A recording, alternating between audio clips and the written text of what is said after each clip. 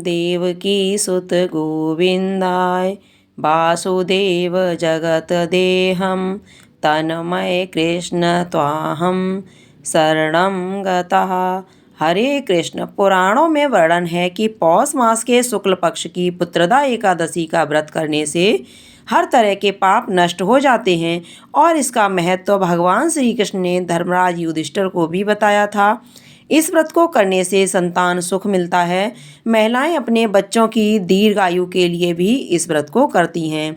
इस दिन व्रत करने से अंत में वैकुंठ लोक की भी प्राप्ति होती है। इस बार साल 2025 में पुत्रदा एकादशी का व्रत 2 दिन रखा जा रहा है, 30 दिसंबर मंगलवार और 31 दिसंबर बुधवार को। और व्रत पारण मुहूर्त रहेगा जिसमें 31 दिसंबर बुधवार को दोपहर 1:26 से 3:31 के बीच में व्रत का पारण किया जाएगा। वहीं दूजी एकादशी व्रत का पारण 1 जनवरी 2026 दिन गुरुवार को सुबह 7:14 से 9:18 के बीच में किया जाएगा। आइए आज पुत्रदा एकादशी की कथा से पहले भगवान श्री कृष्ण की भक्त की एक बहुत सुंदर कहानी सुनते हैं। एक बार की बात है, वृंदावन में रहने वाले एक साधु महाराज एक बार अयोध्या नगरी की गलियों में राधे कृष्ण जप रहे थे। अयोध्या के ही एक दूसरे साधु महाराज वहां से गुजरे तो राधे कृष्ण सुनकर उन्होंने उन साधु महाराज को टोका और कहा, अरे जपना ही है तो सीताराम जपो, क्या उस टेढ़े का नाम जपते हो? यह सुनकर वृंदावन के साधु महाराज भड़क कर बोले, जरा जवान संभाल कर बात करो। हमारी जवान पान खिलाती है तो लात भी खिलाती है, तुमने मेरे इष्ट को टेढ़ा कैसे बोला? अयोध्या वाले साधु महाराज बोले, अरे इसमें गलती ही क्या है? तुम्हारे कन्हैया तो हैं ही टेढ़े, कुछ भी लिख कर देखो लो, उनका नाम टेढ़ा कृष्ण, उनका नाम टेढ़ा। वृंदावन वाले साधु महाराज बोले, चलो मान लिया, पर उनका काम भी तो टेढ़ा है और वो खुद भी टेढ़े हैं, ये तुम कैसे कह रहे हो? अयोध्या वाले साधु महाराज बोले, अच्छा अब ये भी बताना पड़ेगा, तो सुनो। यमुना जी में नहाती हुई गोपियों के वस्त्र चुराना, रास रचाना, माखन चुराना, ये कौन से सीधे लोगों के काम हैं? और बताओ भाई, आज तक किसी ने उन्हें कभी सीधे खड़े हुए देखा है क्या? वृंदावन के साधु को यह बात बड़ी बुरी सी लगी और वे सीधे जा पहुँचे बिहारी जी के मंदिर। अपना डंडा डोरिया पटक कर बोले, इतने साल तक खूब उल्लू बनाया लाला, आपने ये लो अपनी लकुटिया कमरिया, और पटक कर बोला, यह अपनी सोटी भी संभालो, हम तो चले अयोध्या राम जी की शरण में। और सब पटक कर वह साधु महाराज चल पड़े। अब बिहारी जी मंद मंद मुस्कुराते हुए उनके पीछे पीछे आए। साधु की बाँह पकड़कर बोले, अरे भाई तुझे किसी ने गलत भड़का दिया है। लेकिन साधु महाराज नहीं माने, तब भी बोले, अच्छा जाना है तो तुम्हारी मर्जी, पर यह तो बताओ राम जी सीधे और मैं टेढ़ा कैसे? कहते हुए बिहारी जी कुएं की तरफ स्नान करने चल पड़े। वृंदावन वाले साधु गुस्से से बोले, नाम आपका टेढ़ा, कृष्ण धाम भी आपका टेढ़ा, वृंदावन और काम तो सारे टेढ़े मेढ़े, कभी किसी के वस्त्र चुरा लिए, कभी गोपियों के वस्त्र चुरा लिए, तो और यहाँ तक कि आपको तो आज तक किसी ने सीधे खड़े होते तक नहीं देखा, तुम्हारा सीधा है क्या? तब अयोध्या वाले साधु से हुई सारी झंझटें और बेइज्जती की सारी भड़ास साधु महाराज ने बिहारी जी पर निकाल दी। बिहारी जी सुनकर मुस्कुराते रहे और चुपके से उन्होंने अपनी बाल्टी कुएं में गिरा दी। फिर साधु महाराज से बोले, अच्छा ठीक है, चले जाना अयोध्या, पर जरा मेरी मदद तो करते जाओ, तनिक एक डंडी तो लाकर दे दो, मैं अपनी बाल्टी तो निकाल लूँ जरा। साधु महाराज ने पास में पड़ी हुई एक लकड़ी लाकर बिहारी जी को दे दी और बिहारी जी उस सीधी डंडी से बाल्टी निकालने की कोशिश करने लगे। यह देखकर साधु महाराज बोले, अरे इतनी भी अकल नहीं है क्या? सीधी लकड़ी से भला बाल्टी कैसे निकलेगी? जरा लकड़ी को थोड़ा टेढ़ा करके निकालो, फिर देखो कैसे एक ही बार में बाल्टी निकल आएगी। बिहारी जी मुस्कुराते रहे और बोले, जब सीधेपन से इस छोटे से कुएं से एक छोटी सी बाल्टी नहीं निकाल पा रहा, तो फिर तुम्हें इतने बड़े भवसागर से कैसे पार लाऊंगा? अरे, आज का इंसान तो इतने गहरे पापों के भवसागर में डूब चुका है और इससे निकाल पाना मेरे जैसे टेढ़े की ही तो बस की बात है। अब तो यह बात सुनकर साधु महाराज बांके बिहारी जी की जय जयकार करने लगे। अब उन्हें समझ में आ गया कि उनके कन्हैया टेढ़े क्यों रहते हैं। सभी प्रेम से बोलिए त्रिभंगी लाल की जय, श्री बांके बिहारी लाल की जय। अब सुनिए पुत्रदा एकादशी की व्रत कथा। धर्मराज युधिष्ठिर भगवान श्री कृष्ण से बोले, श्री कृष्ण, आपने शुभकारिणी सफला एकादशी का वर्णन किया है। अब कृपा करके शुक्ल पक्ष की एकादशी का महत्व भी बतलाइए। उसका क्या नाम है, कौन सी विधि है और उसमें किस देवता का पूजन किया जाता है। तब भगवान श्री कृष्ण ने इस प्रकार कहा, राजन, पौष के शुक्ल पक्ष की जो एकादशी है उसे बतलाता हूँ, सुनो। महाराज, संसार के हित की इच्छा से अब मैं इसका वर्णन करता हूँ। राजन, अन्य एकादशी व्रतों की विधि से ही यत्नपूर्वक इसका व्रत करना चाहिए। इसका नाम पुत्रदा है और यह सब पापों को हरने वाली उत्तम तिथि है। समस्त कामनाओं और सिद्धियों के दाता भगवान नारायण इस तिथि के अधिदेवता हैं। चराचर प्राणियों सहित समस्त त्रिलोकी में इससे बढ़कर दूसरी कोई तिथि नहीं है। पूर्व समय की बात है, भद्रावतीपुरी में राजा सुकेतुमान राज्य करते थे। उनकी पत्नी का नाम चंपा था। राजा को बहुत समय तक कोई वंशधर पुत्र नहीं प्राप्त हुआ, इसलिए दोनों पति पत्नी सदा चिंता और शोक में डूबे रहते थे। राजा के पितर उनके दिए हुए जल को शोकोच्छ्वास से गर्म करके पीते थे। राजा के बाद और कोई ऐसा नहीं दिखाई देता जो हम लोगों का तर्पण करेगा। यह सोचकर पितर भी दुखी रहते थे। एक दिन राजा घोड़े पर सवार होकर घने वन को चले गए। पुरोहित आदि किसी को भी इस बात का कुछ पता ही नहीं था। मृग और पक्षियों से सेवित उस सघन वन में राजा भ्रमण करने लगे। मार्ग में कहीं सियार की बोली सुनाई पड़ती थी तो कहीं उल्लुओं की। जहाँ तहाँ रीछ और मृग भी दिखाई दे रहे थे। इस तरह घूम घूम कर राजा वन की शोभा को देख रहे थे। इतने में ही दोपहर हो गई। राजा को भूख और प्यास सताने लगी। अब वे जल की खोज में इधर उधर दौड़ने लगे। किसी पुण्य के प्रभाव से उन्हें एक उत्तम सरोवर दिखाई दिया जिसके समीप मुनियों के बहुत से आश्रम थे और सौभाग्यशाली नरेश ने उन आश्रमों की ओर देखा। उस समय शुभ की सूचना देने वाले शकुन होने लगे। राजा का दाहिना नेत्र और दाहिना हाथ फड़कने लगा जो कि उत्तम फल की सूचना दे रहा था। सरोवर के तट पर बहुत से मुनि वेद पाठ कर रहे थे। उन्हें देखकर राजा को बड़ी प्रसन्नता हुई और वे घोड़े से उतरकर मुनियों के सामने खड़े हो गए। फिर अलग अलग उन सबकी वंदना करने लगे। वे मुनि उत्तम व्रत का पालन करने वाले थे। तब मुनि बोले, राजन, हम लोग तुम पर प्रसन्न हैं। राजा बोले, आप लोग कौन हैं और आपके नाम क्या हैं और आप लोग किस लिए यहाँ एकत्रित हुए हैं, यह सब सच सच बताइए। तब मुनि बोले, राजन, हम लोग विश्वदेव हैं, यह स्नान करने के लिए आए हैं। माघ निकट आया है। आज से 5वें दिन माघ का स्नान आरंभ हो जाएगा और आज ही पुत्रदा नाम की एकादशी है जो व्रत करने वाले मनुष्यों को पुत्र देती है। तब राजा ने हाथ जोड़कर कहा, विश्वदेव, यदि आप लोग मुझ पर प्रसन्न हैं तो मुझे भी पुत्र दीजिए। तब मुनि बोले, राजन, आज के दिन ही पुत्रदा नाम की एकादशी है। इसका व्रत बहुत विख्यात है।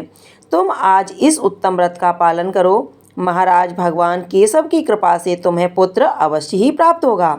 भगवान श्री कृष्ण कहते हैं, युधिष्ठिर, इस प्रकार उन मुनियों के कहने से राजा ने उत्तम पुत्रदा एकादशी व्रत का पालन किया।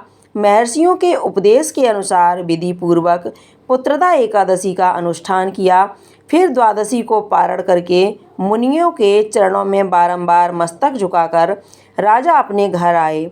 इसके कुछ ही समय बाद रानी ने गर्भ धारण किया।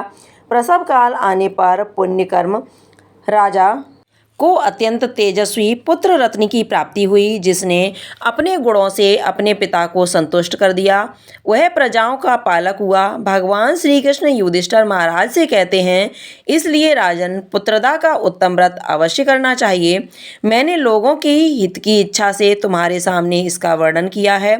जो मनुष्य एकाग्रचित होकर पुत्रदा का व्रत करते हैं, वे इस लोक में पुत्र पाकर मृत्यु के पश्चात स्वर्ग के गामी होते हैं। और इस मातम्य को पढ़ने और सुनने से अन्योष्ट यज्ञ का फल मिलता है।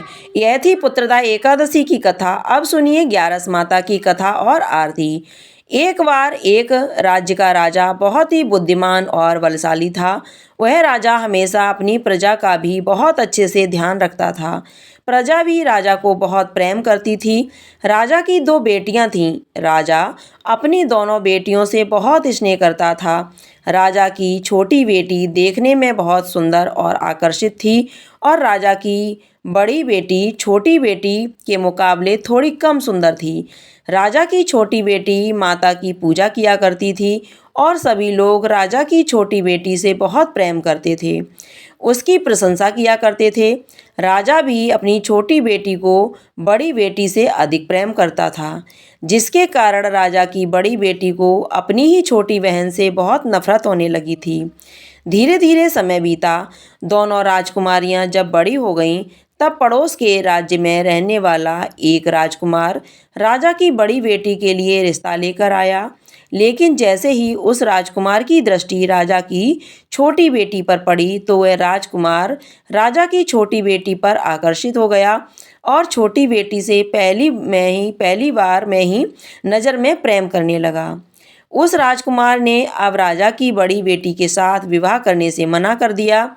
उसने राजा से कहा कि महाराज, मैं तो आपकी छोटी बेटी से ही विवाह करना चाहता हूँ।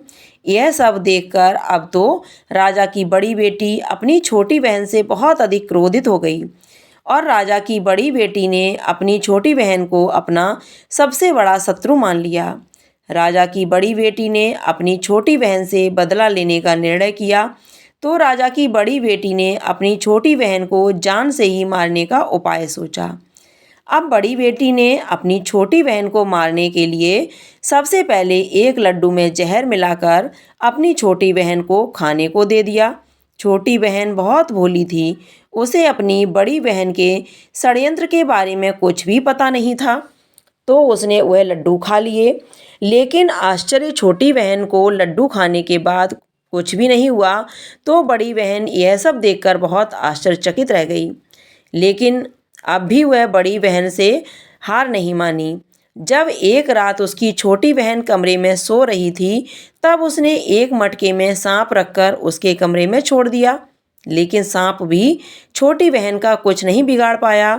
जिसके बाद बड़ी बहन ने अपनी छोटी बहन से कहा कि चलो बहन, हम लोग कुएं से पानी भरकर लाते हैं। छोटी बहन चलने को तैयार हो गई। तब पानी भरने के बहाने बड़ी बहन उसे कुएं के पास ले गई और कुएं में धक्का दे दिया।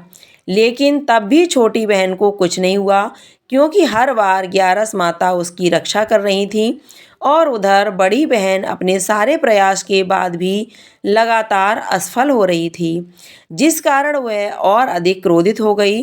फिर उसने अपनी छोटी बहन के पास जाकर उससे प्रश्न किया कि मेरी छोटी बहन, क्या तुमको पता है कि भगवान ने सबकी मृत्यु एक निश्चित समय पर लिखी है और कैसे तुम्हारी या मेरी मृत्यु होगी, क्या तुम यह जानती हो?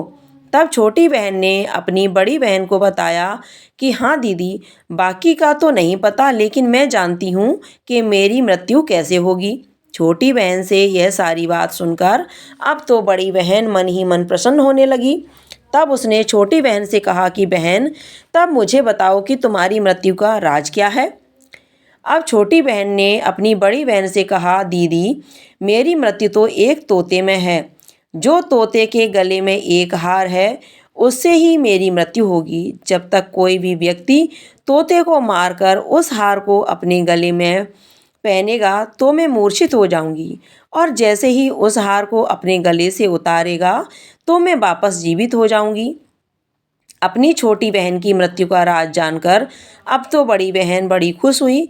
अब उसने अपनी छोटी बहन को मारने के लिए उस पालतू तोते को ढूंढना शुरू कर दिया। इधर छोटी बहन को इस बात का आभास हो गया था कि कोई तो है जो उसकी जान लेना चाहता है, जिसके लिए एक रात वह अपने पिताजी के पास गई और उसने अपने पिताजी से कहा कि पिताजी, मेरी मृत्यु के बाद आप मुझे जलाइएगा मत। आप मुझे अपनी पुरानी वाली हवेली में एक पलंग पर लिटाकर छोड़ दीजिएगा। अपनी छोटी बेटी की यह बातें सुनकर राजा बड़ा आश्चर्यचकित हो गया। लेकिन राजा ने अपनी छोटी बेटी से पूछा कि बेटी, तुम यह क्या कह रही हो? तब राजा की छोटी बेटी ने बताया कि पिताजी, समय किसी के लिए नहीं रुकता, क्या पता कब किसको क्या हो जाए, इसका किसी को कुछ नहीं पता। तब राजा ने उससे कहा कि तुम ऐसी बातें क्यों करती हो? 2-3 दिन बाद तो तुम्हारा विवाह होना है। लेकिन छोटी बेटी ने अपने पिताजी को ऐसा ही करने पर मजबूर कर दिया और उसने वचन भी ले लिया। तब राजा ने अपनी छोटी बेटी की बात स्वीकार कर ली और फिर समय आने पर 2-3 दिन के बाद जब विवाह का समय आया, तब राजकुमार बारात लेकर राजा के घर आया। अब राजकुमार और राजा की छोटी बेटी के विवाह की रस्में शुरू हो गईं। इधर जैसे ही राजा की छोटी बेटी राजकुमार के साथ फेरे लेने के लिए तैयार हुई, तो उसकी बड़ी बहन अपनी छोटी बहन के कमरे में जाकर उसके तोते को पकड़ लेती है और उसे जान से मार देती है। तोते के गले में जो हार था उसको अपने गले में पहन लिया। उधर जैसे ही बड़ी बहन ने उस हार को अपने गले में पहना, तो उधर छोटी बहन जो केवल 3 फेरे ही ले पाती है, वहीं पर बीच रास्ते में ही गिरकर बेहोश हो गई। जिसके बाद राजा ने बड़े बड़े हकीम वैद्यों को बुलाया और अपनी छोटी बेटी का इलाज करने के लिए कहा। राजा की बात सुनकर जब वैद्य ने छोटी बेटी को देखा, तो राजा को बताया कि महाराज, आपकी छोटी बेटी ना तो जीवित है और ना मरी हुई। ऐसा तो मैं पहली बार देख रहा हूँ। राजा ने वैद्य और हकीम को यह बात बाहर बताने से मना कर दिया और उनसे कहा कि अगर तुमने यह बात किसी बाहर वाले को बताई तो हम तुमको फांसी पर लटकवा देंगे।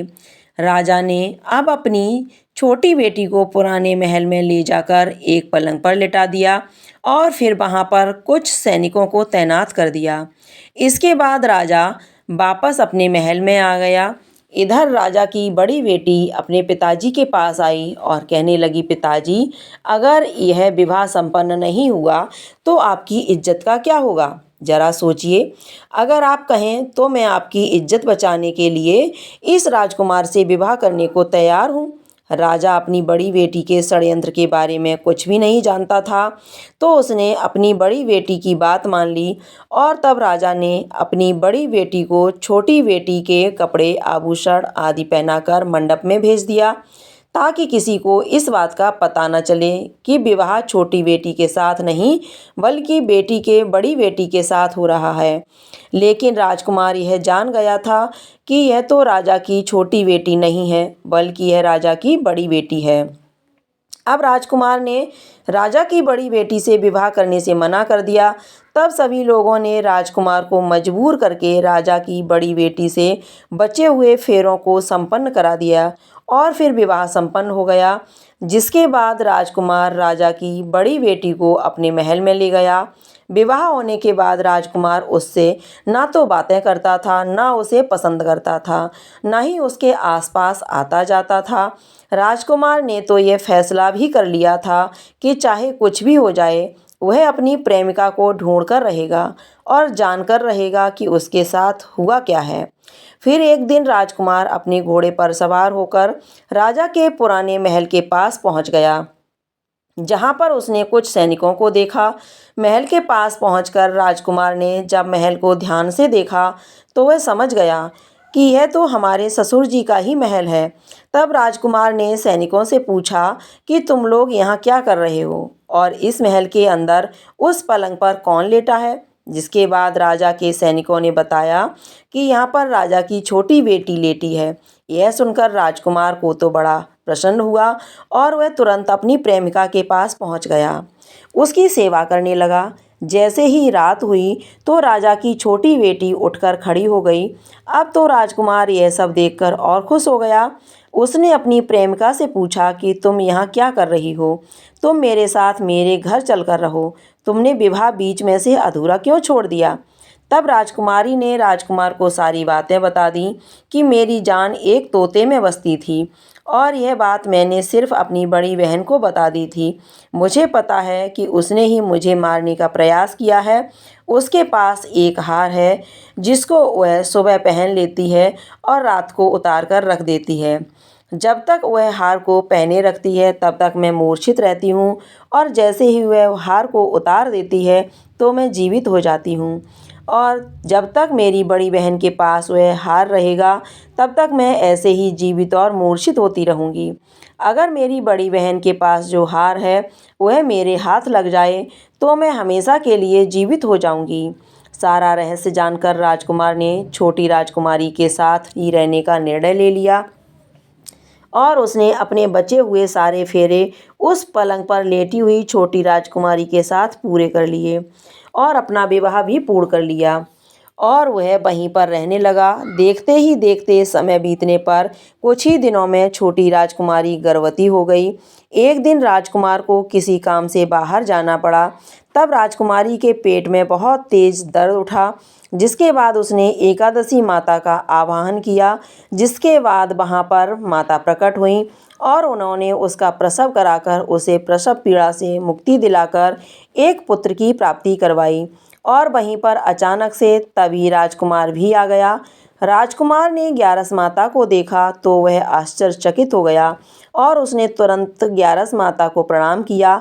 ग्यारस माता ने राजकुमार से कहा कि जब तुम्हारा पुत्र 5 वर्ष का हो जाए तब तुम अपनी पत्नी का हार इसके गले में डाल देना। देखते ही देखते राजकुमार और राजा की छोटी बेटी का पुत्र 5 वर्ष का हो गया। तो राजकुमार अपने बेटे से कहने लगा कि बेटा, मैं कुछ काम से बाहर जा रहा हूँ, तुम अपनी माता का ध्यान रखना। ऐसा कहकर वह वहाँ से चला गया। लेकिन जब राजकुमार वहाँ से जा रहा था तब बड़ी बहन के सैनिकों ने उसे देख लिया और बड़ी बहन को जाकर सारी बातें बता दी। इसके बाद बड़ी बहन ने अपनी छोटी बहन के पुत्र का अपहरण करवा लिया और उसको मरवा दिया। छोटी बेटी के पुत्र के 2 टुकड़े उसने करवा दिए। पहला टुकड़ा चक्के के पास छुपा दिया और दूसरा टुकड़ा अपने पलंग के नीचे छुपा लिया। लेकिन ग्यारस माता अपने भक्तों को किसी कष्ट में नहीं देख सकती, तो वह अपनी भक्त का दुख दूर करने के लिए एक भिखारिन का रूप धरकर बड़ी बहन के पास गईं। जिसके बाद वह वहाँ पर भिक्षा मांगने लगीं तो बड़ी बहन ने अपने नौकरों से कहा कि जाकर भिक्षा दे दो। लेकिन जैसे ही नौकर ग्यारस माता को भिक्षा देने के लिए आए तो माता ने उन्हें मना कर दिया, कहने लगीं कि मैं तो तुम्हारी महारानी से ही भिक्षा लूँगी। जिसके बाद बड़ी बहन खुद आकर ग्यारस माता को भिक्षा देने लगी। तब माता की एक बिल्ली का रूप धरकर उसके कमरे में चली गईं और वहाँ पर छोटी बेटी के पुत्र के दोनों टुकड़ों को उन्होंने आपस में जोड़ दिया। टुकड़े जुड़ते ही वह राजकुमार वापस जीवित हो गया। तब ग्यारस माता उस नन्हे बालक को वापस लेकर आ गईं। अब तक ग्यारस माता ने राजकुमार को सारा रहस्य समझा दिया था। अब राजकुमार अपने बेटे को लेकर बड़ी राजकुमारी के पास गया और कहने लगा कि अगर तुम इसका ध्यान अच्छे से रखोगी तभी मैं तुमसे बात करूँगा। अब वह नन्हा सा बालक बड़ी राजकुमारी के पास रहने लगा। एक दिन राजकुमार अपने बच्चे से कहने लगा, बेटा, आज तुम अपनी माँ से उनके गले का हार मांग लेना। अपने पिता की बात मानकर नन्हा राजकुमार अपनी माँ के पास गया और कहने लगा, माँ, मुझे तुम्हारा हार चाहिए। यह सुनकर बड़ी राजकुमारी पहले तो बहुत क्रोधित हुई, पर उसे याद आया कि राजकुमार ने कहा था कि अगर मैं इस बच्चे का ध्यान अच्छे से रखूँगी तो ही वह मुझसे बात करेगा। जिस कारण उसने अपने गले में पहना हुआ वह हार उस बालक को दे दिया और बालक ने वह हार तुरंत ले जाकर अपने पिता को दे दिया। तभी राजकुमार अपने बेटे को लेकर वहाँ से जाने लगा और अपनी पत्नी से कहने लगा कि मैं आज शाम को तुम्हारे साथ आकर खाना खाऊंगा। ऐसा कहकर वह अपने बेटे को लेकर वहाँ से चला गया। जिसके बाद वह सीधा राजा के पास गया और उन्हें सारी बातें सच सच बता दी। राजा अपनी बड़ी बेटी की सारी करतूतें सुनकर बहुत क्रोधित हुए। साथ ही उन्होंने अपनी ही परवरिश पर दोष भी लगाया। इसके अलावा राजकुमार को अपनी छोटी बेटी के साथ रहने के लिए आदेश दे दिया। इस प्रकार 11 माता की कृपा से राजकुमार और राजा की छोटी बेटी अपने पुत्र के साथ सुखपूर्वक रहने लगे। प्रेम से बोलिए एकादशी माता की जय। ओम जय जगदीश हरे, स्वामी जय जगदीश हरे। भक्त जनों के संकट, दास जनों के संकट क्षण में दूर करे। ओम जय जगदीश हरे। जो ध्यावे फल पावे, दुख विन से मन का। स्वामी दुख विन से मन का। सुख संपत्ति घर आवे, कष्ट मिटे तन का। ओम जय जगदीश हरे। मात पिता तुम मेरे, शरण गाऊँ मैं किसकी। स्वामी शरण गाऊँ मैं किसकी। तुम बिन और न दूजा, प्रभु बिन और न दूजा। आस करूँ मैं जिसकी। ओम जय जगदीश हरे।